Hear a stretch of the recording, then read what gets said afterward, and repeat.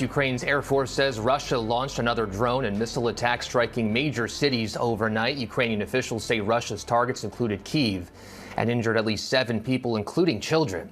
Ukraine says its air defense system stopped 197 of the 219 drones and 15 of the 24 ballistic missiles aimed across the country. Now more than 2,600 buildings are without central heating in these freezing temperatures. ABC's Patrick Reevell is here with the latest. So Patrick, what is the latest on these strikes overnight? Hi, Perry. Yeah, again, as you were saying, this was a major Russian attack, once more targeting Ukraine's energy infrastructure and inflicting significant damage, once more knocking out power and heating for hundreds of thousands of Ukrainians deep in the winter there in Ukraine. And, you know, this has now been weeks that people have been living in Kyiv largely without heating or without electricity. That sometimes they will have it for a few days. Even in good circumstances, they're only having it for a certain number of hours a day. We've been talking to people, including some of our colleagues who work with ABC, who have had no heating for days and days inside their apartments at temperatures well below freezing. Today it is a little bit warmer, but it's still around 0 degrees Celsius.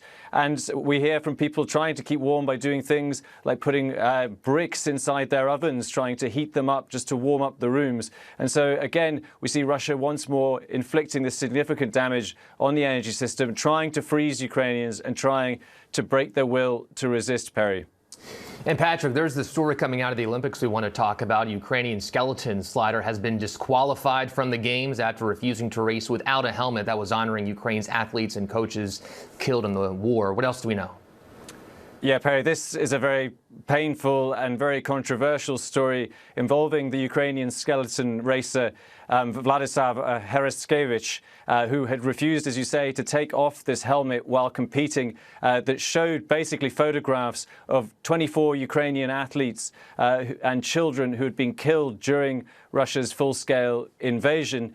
And he had said that he insisted on wearing this during the race. The IOC had been pleading with him not to insist on that, saying they offered him alternatives like wearing a black armband to show commemoration and even to be wearing the helmet elsewhere during the games. But he believed that it was a point of principle and essential to honor his friends who had died during this war. We know that the IOC president tried to have a last-ditch meeting with him, emerged from that meeting in tears after he still declined not to wear the helmet. We've heard also today from President Zelensky calling him a hero and awarding Hereskevich with a Medal of Freedom, saying that also the IOC cannot permit amnesia around the war in Ukraine, Perry. Well, thank you.